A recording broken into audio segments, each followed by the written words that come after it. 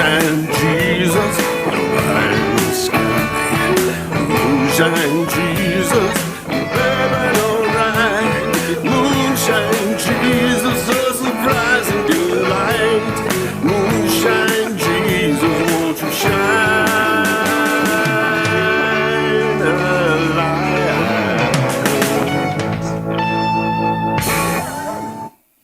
Well, hello everyone, and welcome to our live recording of the Moonshine Jesus Show at Uptown Tavern in San Diego.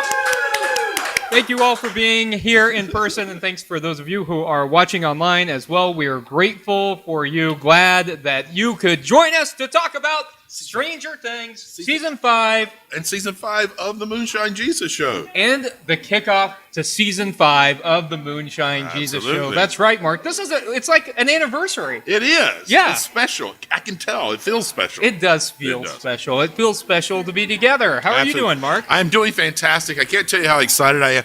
We only get the chance to do this twice a year, where we record the show while we're both sitting in the same room.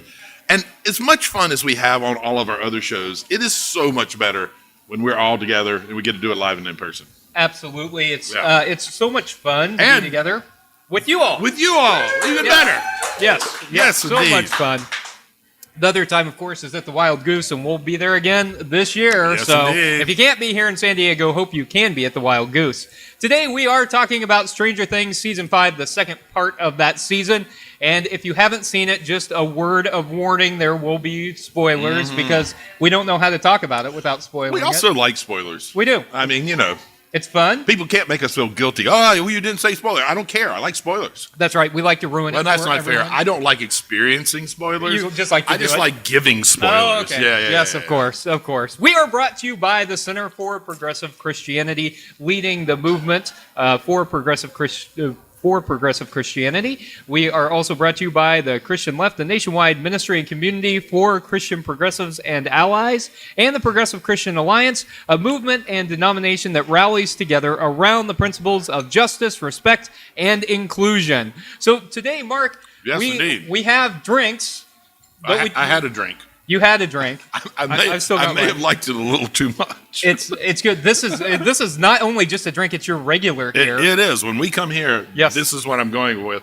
And I think I remembered the name of it wrong. I called it a Blackberry Smash, but I think it's called something slightly different. I can't remember. It doesn't matter.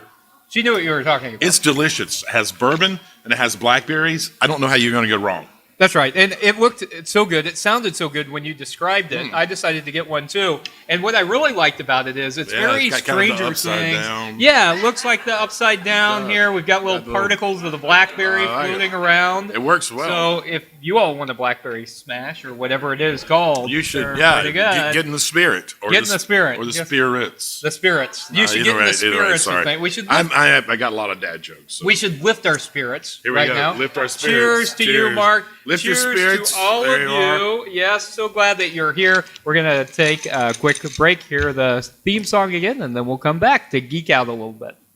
Moonshine Jesus, light the sky. Moonshine Jesus, baby, alright.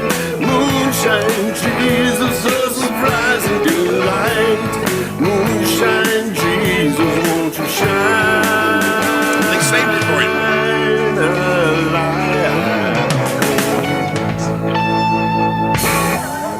All right, welcome back to the Moonshine Jesus Show.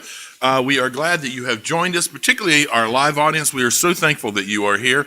I'm going to assume that most of you who are here at least have some familiarity with Stranger Things, but we don't know who's going to be watching online. They may not know everything that's going on. So we're covering the finale today, but we're going to touch a little bit there's no way around not touching on a little bit of any other parts of the show. So let me give you a quick recap of the show and the final episode.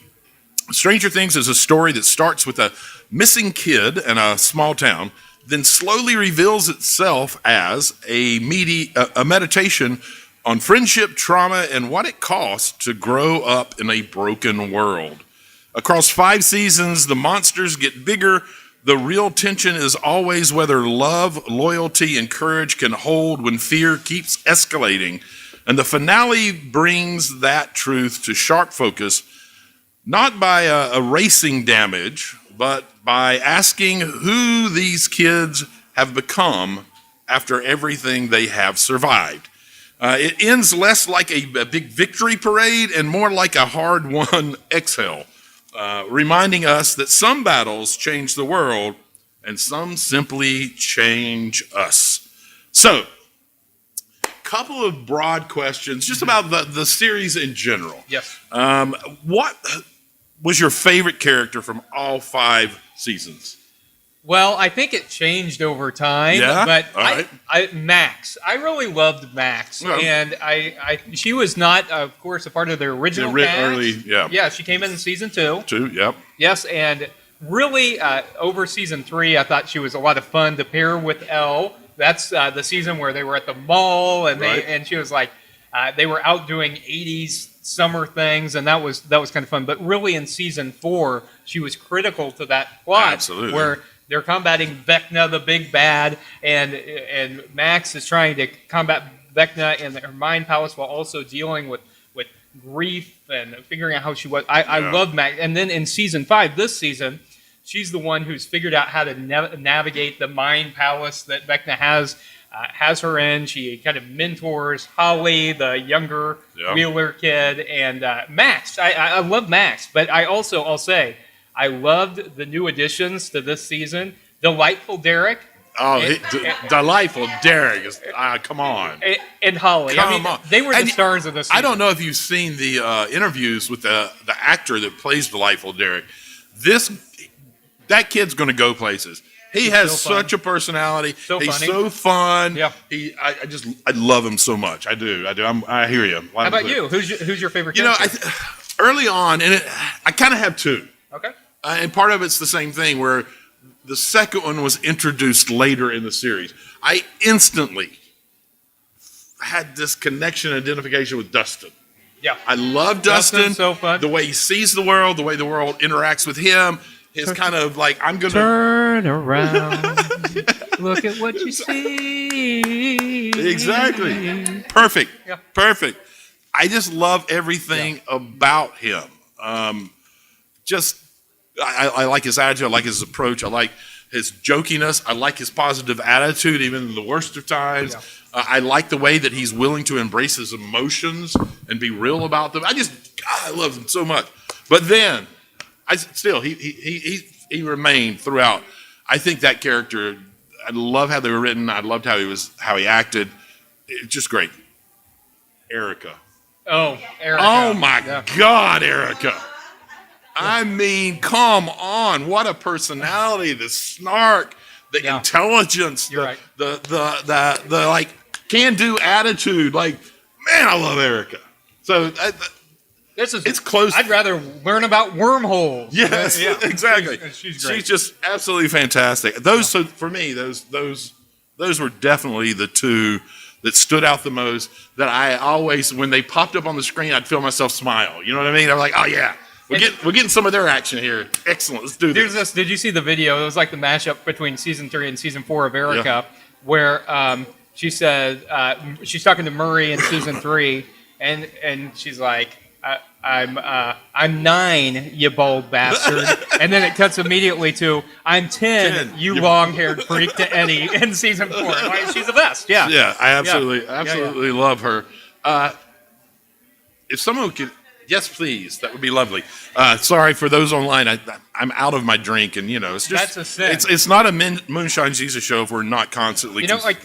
Like a lot of the things that people say are sins. Those are Aren't not really, sins, but like not having a drink, an empty Moonshine drink Jesus, during the Moonshine Jesus that show. is, yeah. Definitely. Okay, continuing with the character idea. Which character surprised you the most over the 5 seasons? I actually think maybe Will. Okay, tell me more. Yeah, because Will, was really kind of a recurring character in the first season, even though the first season was centered around his disappearance, as you said earlier. Absolutely. That we saw a lot of change and growth in that character that I don't think I expected. I mean, we didn't really get to know him very much in the first season. And the second and third seasons, he's still, even though he's a regular cast member, kind of subsidiary, you know, like he's A little bit. kind Yeah, of over to the side. he's still part of the gang, but he really doesn't play a major role. That's right, and I think about season 3 too, where he's like dressed as a wizard. He's trying to get everyone to play Dungeons and Dragons, Right. and they want to be at the mall. They want to be Yeah. doing the boyfriend girlfriend kind of thing. Yeah. And then over season 4, we find out that Will is coming to terms with his own sexuality Yep. and all of that. And then in this season, we see him grasp his onto this power that he didn't know he had. Yeah. And so I don't think I expected any of that. And for me, that was a bit of a journey, and I kind of liked going on that journey with him. How about for you? Yeah, no, I agree. I like that journey as well. I'm going to say that Steve Harrington was he starts out like the guy that's going to bully your lunch money. Yeah. And he ends up like the makeshift dad of the whole group. And I love a redemptive like story arc for a character. And I just really they kind of kept him mid-story. He was never a front person. He was never like disappeared. But following that growth cycle and watching him move and recognizing the importance of folks rather than he was so standoffish with everyone. And so I'm the strong one and, I'll take nothing from nobody and all whatever. And then he becomes this person that realizes, no, this is about us. Yeah. And I feel this responsibility that I want to make sure that you're all good. I come on. It was beautiful. Well, that makes sense too, since your favorite character is Dustin. So is That's fair. your favorite It makes team sense. up, Dustin and All Steve. right. Fair Yes, enough. That yes. is fair. Steve's the best, though. I love too. And I mean, we talked about it before, about how Steve wasn't even going to be a part. They were going to kill him off in the first season, but everyone loved Joe Keery. Yeah. And I mean, Joe Keery, man, the fact that he dethroned Taylor Swift, for Pretty amazing. number one, that's something. Pretty amazing. Something, yeah. Hard. Nobody else gets to do that, right? Nobody does. What about the audience? Did y'all have any characters that were like they surprised you the most throughout the season? Any other ones? The ones we said. Okay, that's fair. I think that is very fair. Caleb. So across all the seasons of Stranger Things, what moment out of all 5 seasons still lives rent-free in your head? The scene in season 4 where Max is in the cemetery to see Billy, her brother Billy, and as she's sitting there at his grave, reading the note she's written for him, that she ends up in Vecna's mind. And the moment that I actually think is the clearest moment of all Stranger Things is Max levitating, with Vecna on the verge of killing Max. Sure. And hovering above the grave there, and then Kate Bush, and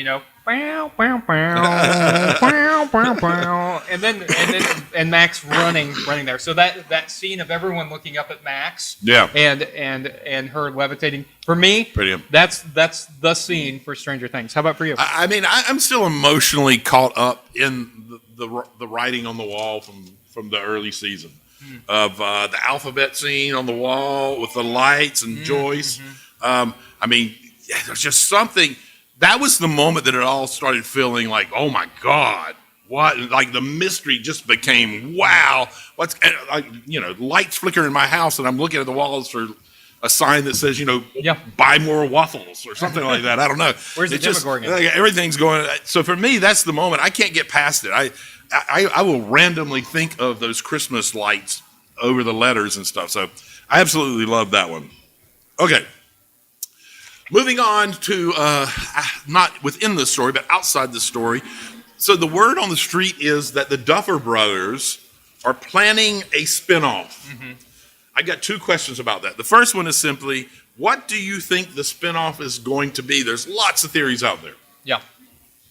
Well, they've done the Tales from, what is it, 86 or something that's coming out, 85? 85. Yeah, Tales of 85, where it's going to be Nancy and them. I don't know what it's going to be. I think what I want to see. No.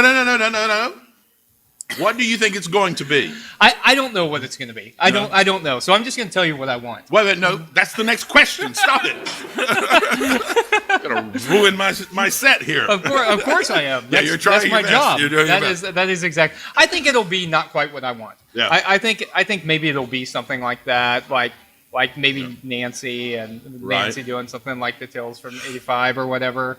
All right, so I got to admit, Yeah. I've kind of geeked out about it a little bit. Okay, And I've done some deep diving and reading little things that the Duffer Brothers said and all this stuff. I think that what we're going to get, and I'm not sure if it's going to work or not. Honestly, thank you so much. I'm not sure if it's going to work or not.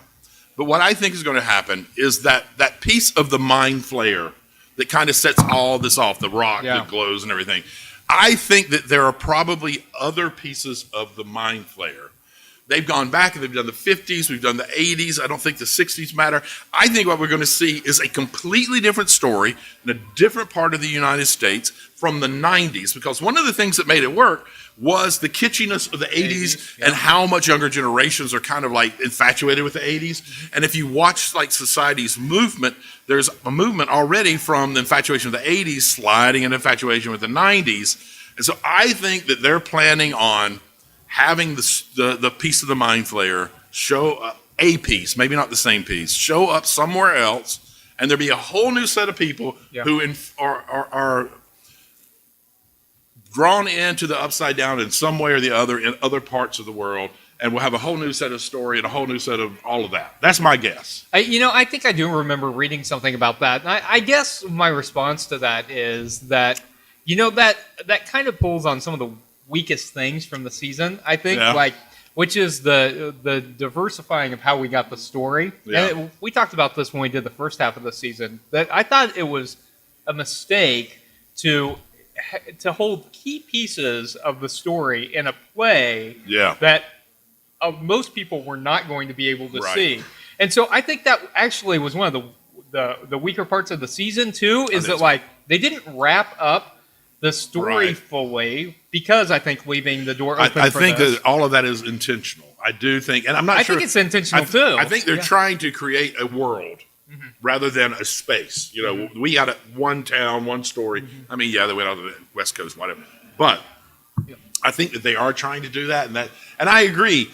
At least for now, it creates weak spots in the storytelling.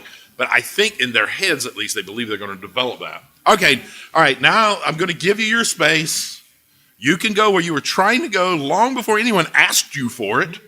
What would you like the new series to be? I will say that's just kind of how I am, Mark. No one ever wants the opinion I'm going to give them. It's just what I give them, Fair. So for better and for worse. I say that all the time. Yes. What I want to see is a Stephen Robin spinoff. I mean, Dustin can make appearances, but I want Stephen Robin. I want them going on adventures. I don't care what they're doing. I don't even care if it has to do with the Upside Down. I just want more Stephen Robin time. I think that's fair. Yeah. I want Steve as well, but I want a Dustin and Steve buddy sitcom. Yeah. I want it to be almost Seinfeld-like. I want to see the two of them in a car for 30 minutes just going off on each other and having fun and being mad and being sad and being emotional. I want that so bad. But there's another one that I want. That's true. But there's because Erica. Erica, that's fair. Yeah. I can't do that because I have an Erica spinoff I desperately want. I want Erica, Kid Private Eye. I just think, how good would Erica as a private eye and being like, I'm just a kid, blah, blah, blah. And then she goes and does the really hard stuff and solves all the mysteries. I think that would be, I think you can make crazy viewership off of that. Veronica Mars with Erica. You know what the funny thing is about that, Mark? Yeah. That, I think what we're talking about, all of those things are the things that were the strongest about Stranger Things, this whole series, right? It wasn't the upside down, it wasn't the best, it was the relationships, the dynamics, the personalities that really just drew you in. And I think that got stronger as the series went on. Completely agree. Okay, final question for this for this segment. Is Elle still alive? I choose to believe. You're choosing to believe. So you're saying you're just trusting in what you want. You don't have a lot of I think data or information that makes you believe it to be the case. I think for better or for worse, that's what they had us. That's the choice we were left with. Is what do you choose to believe about this? And that part I actually didn't have any problem with in the finale. Like the the point of having to choose how you tell your story. Like for me, that's okay. Okay. So I think it doesn't really matter one way or another. Okay. But sure, I'll choose to believe. How about you? I think Will was mostly right in his kind of dream cast of where everyone's going to be. Mike, I mean, I think he was mostly right in what he envisioned was going to happen. Except I don't think Callie's the one that cast the vision. So those sound weapons would keep Elle from doing her stuff, right? But we see in the image her finger flickering. Like she is actively doing it. But we also see in that episode in particular, her advancing all of the power she has. She's just powering up and powering up. She jumps higher, she drops farther, she does more. We know Erica can cast visions, images, and I think that she figured out right there at the last minute how to do it. I think she was somewhere else. She cast a vision of herself to give the others, because she knew that she couldn't stay with them because of the danger it would constantly bring them. And she cast a vision to make them believe that she was gone. And that she is out there somewhere. I don't think we'll ever find out. But I will say, I do like where it was left. I like it being up in the air. That's just my personal theory. But I do like the fact that they kind of left it ambiguous, and we all get. That's sort of what makes it like you kind of get to keep dreaming and thinking and being. I love that part. Yeah, so, that part I like too. Absolutely, I like too. All right, that has been our Geek Out session. We're going to move on to our political, theological segment right after this next drop. Moonshine Jesus, nobody sky. Moonshine Jesus, baby, alright. Moonshine Jesus, a surprise and delight. Moonshine Jesus, won't you shine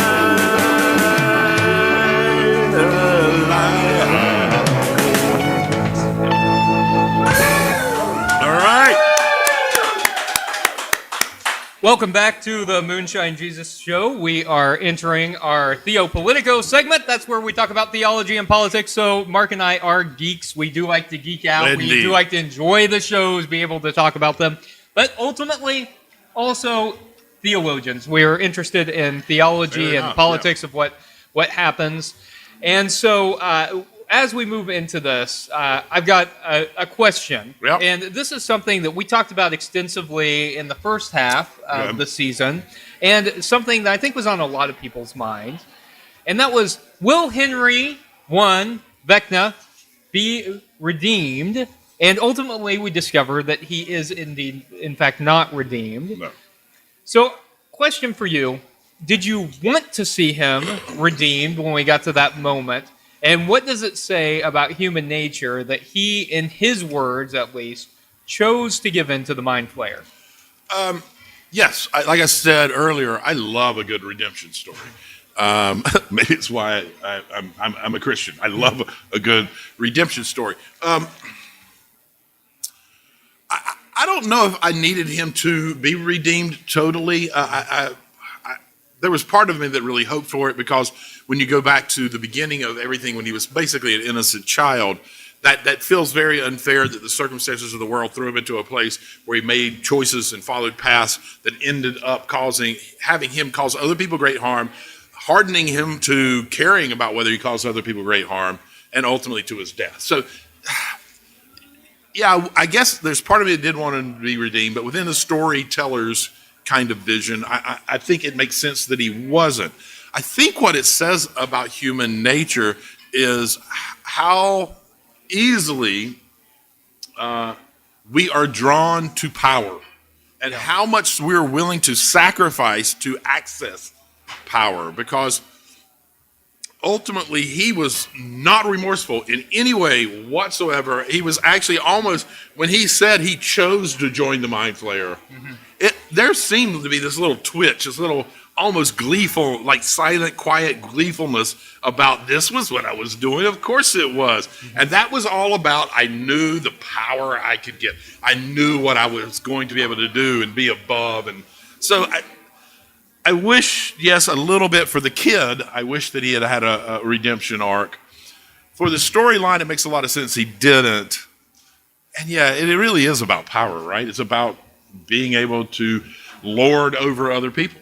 Yes, I think at the beginning of the season, I wanted to see some kind of redemption, and or maybe expected to see some kind of redemption. And of course, we get to that critical moment, and he says, "Excuse me," exactly what you stated, that he chose to do this. And I do think that speaks to human nature. And to me, that felt very real to what we're experiencing in our country right now. You don't say. Like, what? Wait a minute. If somebody wants power.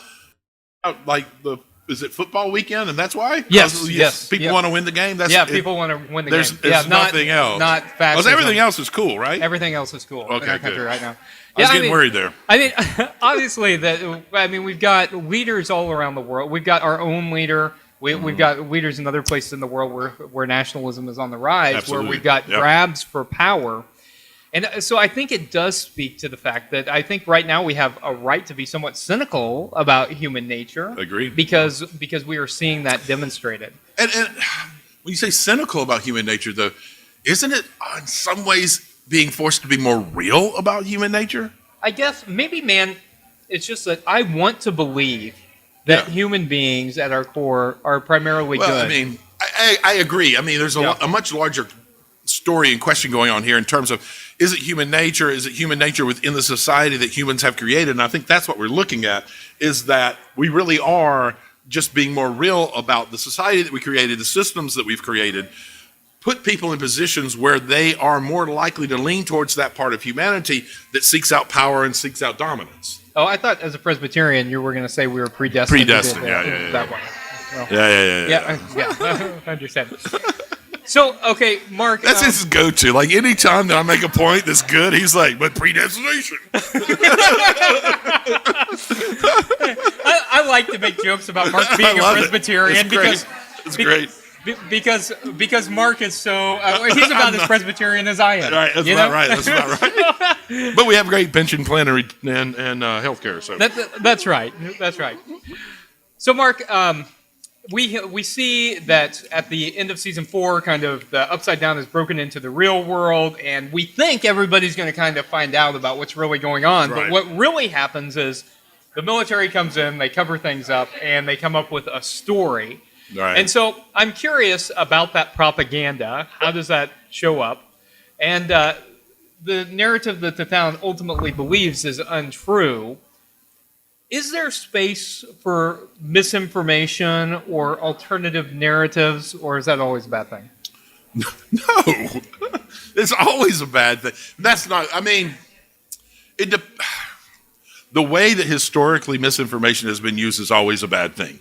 It's always about manipulating the general populace in a way that they are going to believe things that allow the powerful to continue to marginalize and push people to the edges. So yeah, at least in the way that it's always been used, it's been horrible. Can I imagine a way that, quote, misinformation could be used to encourage people to make better choices and to care more about other people? I think it'd be possible. We just never seen it be done. Yeah, I think you're right. The people who control the narrative are always the people who are in power, and it does always serve their own self-interest. 100%. And I think it's true in this case as well, that had the town known what was going on, they would have been better able to prepare 100%. for what was coming. Yeah. We'd have seen less damage and less people hurt, and even going all the way to the kids who disappeared. Yeah.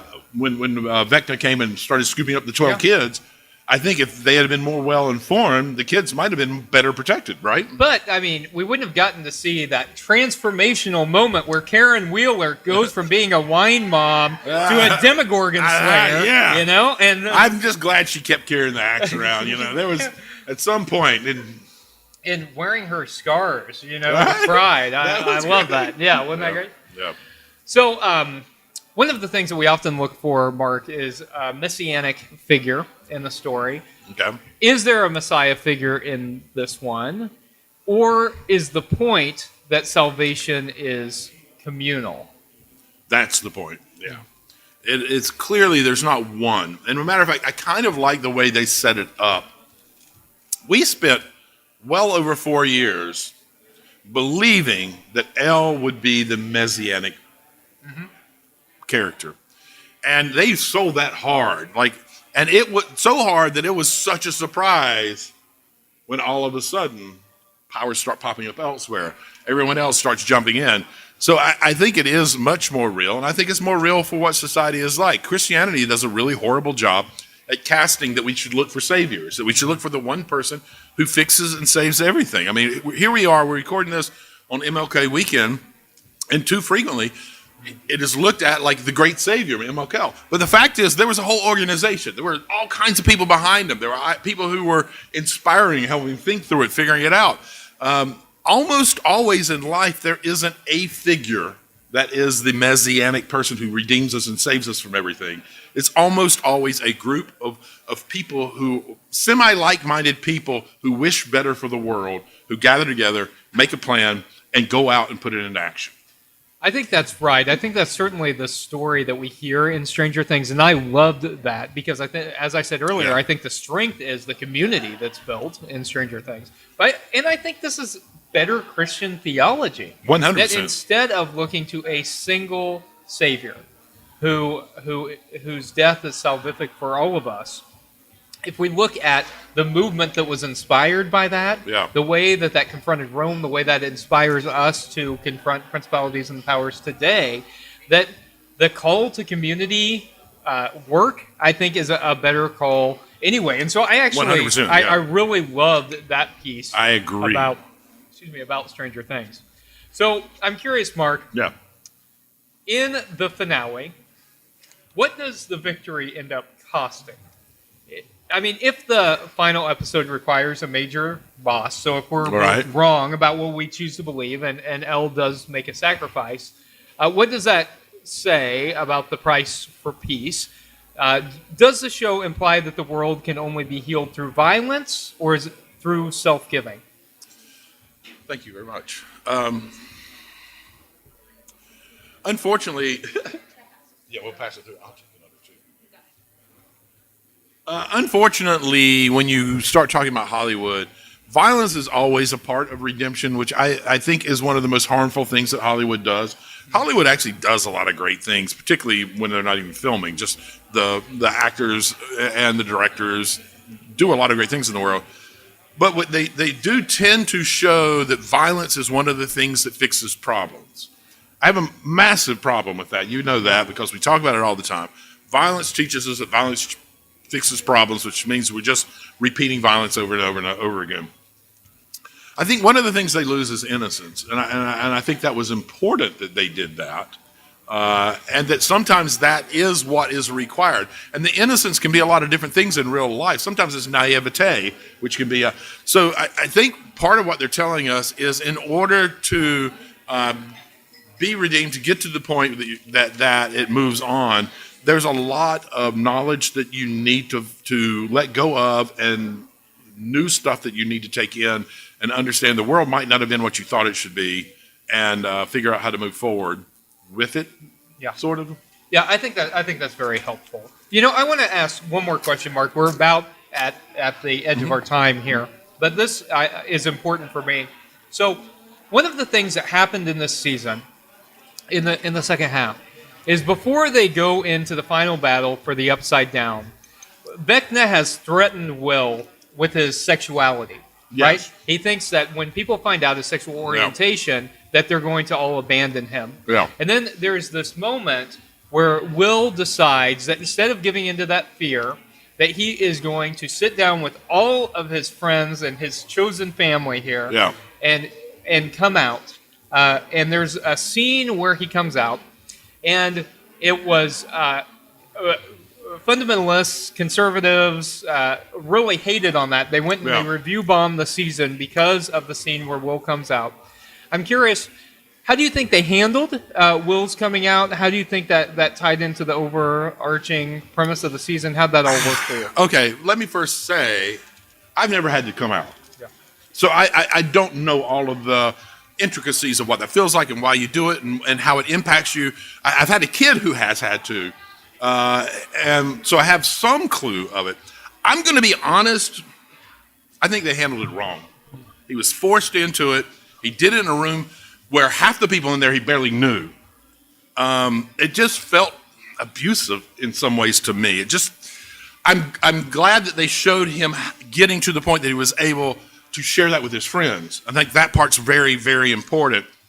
I really don't appreciate the elements that went together in it and how they presented it. The fact that he was forced into it, that it wasn't really a choice, that he was also needing to do it in front of these people that he might have, some of them he'd only known very briefly. I struggled with it, frankly. I liked it. You know, Well, fair enough. yeah, I thought, and maybe because there was a meta piece going on there for me, that like even more important than what happened in the story. Yeah. I thought like showing someone coming out and being embraced, I thought was Right. a powerful piece. And I was thinking in reading, I was thinking about Noah Schnapp and Yeah. his own journey Yeah. to deal with the sexuality, Yeah. his own coming to terms with the sexuality. He said he probably would be closeted Right, yeah. were it not for Will Byers. Sure. And so I think about that, and I think about reading the perspectives of folks who came out, particularly people who came out in the 80s, and how empowering it was to watch the vulnerability. Sure. Even that, Yeah. I think, was unrealistic. He shares, and the whole freaking crowd just embraces it. That's not real. One or two of the people are going to be mad. One or two of the people are going to walk away, not even speak to him. The fact that they didn't at least address that, look, he had to do it with people he didn't barely know. So have a couple of those folks kind of shoot each other a side eye. Like, let's be a little more real about it. I think it sets up false expectations, which I don't think is helpful. I think we need to be more real about it. That's what I mean. That whole scene to me, I had such mixed emotion while it was going on. Like, I wanted them to be doing and putting this forward and showing a person being able to express fully who they are. Mm-hmm. I wish it had been not forced. I wish it had been that they were choosing who they were doing it with a little more clearly. And I wish we'd have seen the realities. Every now and then, frequently, there's some of the folks who aren't going to get it yet. They're going to need more time in their life and more journey in their life before they can ever be okay with it. And so I love that a show was willing to address it. I'm not sure that at this point, I'm not sure the Duffer Brothers were the ones who should have been doing it. Fair enough. Okay, I've got a bunch more questions, but if I did that, we wouldn't get to our last segment, the Make Me Look Stupid segment. But here's the thing. There's a twist. There's a twist, right? Because usually Mark and I try to make each other look stupid, and typically what happens is he makes me look stupid. I don't think that's true at all. But today, we've got you all here in person, and so what we want to do is allow you all the opportunity to make us look stupid. Yeah, so we'll allow you to ask us questions. So think about it. We're going to take a break. We're going to take a break. Yep. And then, you get all of about 30 seconds to come up with your question. That's right. To make us look stupid. Moonshine Jesus, burning alright. Moonshine Jesus, a surprising delight. Moonshine Jesus, won't you shine a light?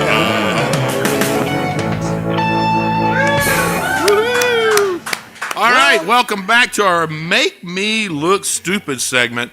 As Caleb has said, normally we try to do that for each other. We're going to offer you the opportunity to try to ask a question that might stump us. We are going to ask you, though, for the recording and everything, to come forward and speak into, will you just pull this microphone off, and ask your question. So, are there those out there who have questions? Aha, good. So far in every season, we've seen groups of the groups having different stories, right? So it's been like, oh, this one is a spy thriller, and this is like Dungeons and Dragons. Did you guys see that in this season? And how do you think they broke it up if it was there?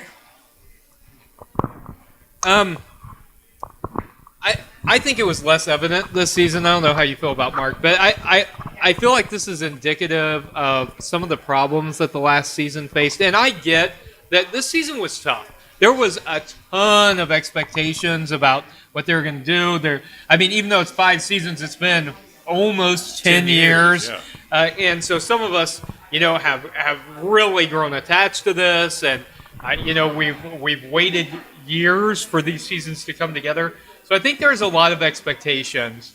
And we've kind of hinted at it, but we haven't really talked about it. And not to be critical about the last season, but I do think that writing was weaker this season than it has been at any other point in Stranger Things. And I think that was reflective of kind of the way they approached this. It felt kind of like fan service. And I mean, I guess as a big Stranger Things fan, that's not quite what I wanted. I wanted them to give us the narrative, not give us what they thought we wanted to see. Mm-hmm. And I think that made the season suffer a little bit. Yeah, I agree. I think they strayed away from it because they were looking for spectacle this season. And that's part of what I think Caleb is also pointing to, is we lost a lot of the storylines from the other seasons that really made it more relatable. Like, it went from these very relatable stories in this crazy setting to, I don't know, big battle scenes, and it was all over the top. I think they slightly redeemed themselves. This was one of my favorite things of all of season 5, when the original crew's downstairs playing D&D, and they start putting their books up one by one, and I think a tear falls every time that book goes up there, and he walks up the stairs. He looks back for a second. It's the same door that was in Vecna's safe world, floating in the air. He walks through the door, he closes it, and then seconds later, a whole new generation comes storming down, surrounding the table, ready for their version of it. So I think there was somebody in the writer's room who got it, who look, we've been for a season, we ain't been doing our job. Let's at least give them this moment. And that, for me, that was so... that moment was every great. time I think about it, right now, I am literally tingling. It's just that good. It's such a perfect moment. Well, all right. It's because you love a good redemption story, Absolutely. right? You wanted That's season exactly 5 right. to be redeemed. No, that's very fair. That is so fair. That is so fair. I'm so sappy. It's really sad. Are there others who have a question that you know of that you'd like to try to make us look stupid? Anybody? Or that you're just curious about, Yeah, or it could be a prediction, curiosity. any of that stuff. I love to try to make Mark make predictions. God, does he like me to make predictions? I do. The only redemptive part of that is that I've gotten, because you keep forcing me to do it, I think about it more than I might normally, during watching everything. I've gotten okay at it. You've really gotten pretty good, and I always forget the second piece of that, which is that after I ask you to make a prediction, that I also have to make a prediction, and I have given zero thought to any of it. And he's not joking. Sometimes he's given so little thought that he has to do that I give my very well-developed, here's what I think is going to happen. I go, well, Caleb, what do you think? And you can see this blank look on his face what? Oh, I forgot I was going to have to do this. Yeah, I forgot. And then I come up with something extremely random. And that's always wrong, or occasionally right. Occasionally. You have actually nailed some that when you said it, I went, Caleb, whatever, and it turned out to be perfectly on the money. Oh, we do have one. Perfect. You two are just going off. And we would. I know. Thanks for ending this. I do have something, just an idea. When you were talking about the messianic figure, right? We all expected Elle to be that redemptive figure and saving everybody. And I love the idea of a collective salvation, because that is really what we saw. And so true. Can you elaborate on an idea that I held, just hearing Caleb say, I believe, and at the end we're like, I believe. I see that as such a parallel to Christianity, and Jesus' resurrection and death, and is Elle dead? Is Jesus really dead? Did Jesus really rise, from the tomb? And in this idea of some are choosing to believe, and then now we look at the fan groups and stuff, and some are like, no, she's actually dead. No, they're not. And that conversation, can you elaborate a little bit on that idea, maybe of like choosing whether or not we believe this hero? Because even though she wasn't the central redemptive character or the savior, it's somebody that we're super attached to and that we want to continue seeing as part of the group. But kind of like Jesus, it was like, I'm dead. It's up to you all to keep the story going. I don't know if you can elaborate on that a little bit. Thank you. Great Marcella. question. Really good question. Yeah, I mean, I think, and thank you for drawing the point clearly, because I think that's exactly right. That in Christianity, what we do is we choose to believe. We choose to believe that somehow, in some way, the message of Jesus, the person of Jesus, remains with us. And I actually don't think it really matters exactly how we make sense of that. That I think different things are right for different people, and different people believe different things. And I think part of the big tent nature of progressive Christianity is that we want people to think about that in different ways. But I think that ultimately, at the end of the day, we choose to believe that Jesus' teachings continue to inform our lives and the way that we make sense of the world. And so I think in the same way that at the beginning I said I choose to believe that Elle is still around, that for my faith I choose to believe that what Jesus did continues to remain relevant for this world and certainly for my life. What do you think? I'm going to say something that's going to be controversial. And then I'm going to move on and explain myself. Belief is dangerous. Belief isolated by itself is dangerous. Listen, MAGA believes they are right. They believe it. Belief is dangerous, y'all. Belief backed by facts, by experience, by trusting your emotions collectively, not one isolated, but together. That's what matters, and that's what moves us forward. Matter of fact, that is the formula for hope. So I think that it's important, because the data is humans don't die and come back to life. We call those zombies. And so we have data, we have information. If you want to believe there was something that happened there, I need to understand why, because otherwise that becomes dangerous. If it's not based on any facts, you can do anything with it you want. You can manipulate people with it in any way you want to do it. It's got to have some foundation that it stands on for your belief, and it might be enough facts that you can't make a full equation, like I know it equals this, but at least you got the data that says this data seems to be pointing to. And the data isn't just facts, it's emotions, it's experience. These seem to be pointing to this reality. Therefore, I believe. I think that's the proper kind of belief we need to have. Mark, don't you have a meme where it says it's heresy to call Jesus the first zombie? First zombie. The first zombie was the child of, I can't remember her name right now, but there was a lady whose child was brought back from the death. That was the first zombie, yeah. So. I love that. That's a great Halloween theme. It's the only time I share it is at Halloween, but I have to do it every Halloween, so. All right, with that, I think we've gone well over our time today. We can't tell you how much we appreciate you being here. To the folks online, thank you for continuing to follow and support the Moonshine Jesus Show. This is our favorite thing. Like, we do a lot of things we love, but when we get to do this, it tweaks all of the things that make us happy. Our geekiness, our theology, our political involvement. So just thank you to everyone. It's the best in the world that you allow us to do this. And with that, thank you for helping us kick off Season 5 of the Moonshine Jesus Show. And we will see you. Woo! Yes. And with that, we'll see you the next time on the Moonshine Jesus Show. Moonshine Jesus.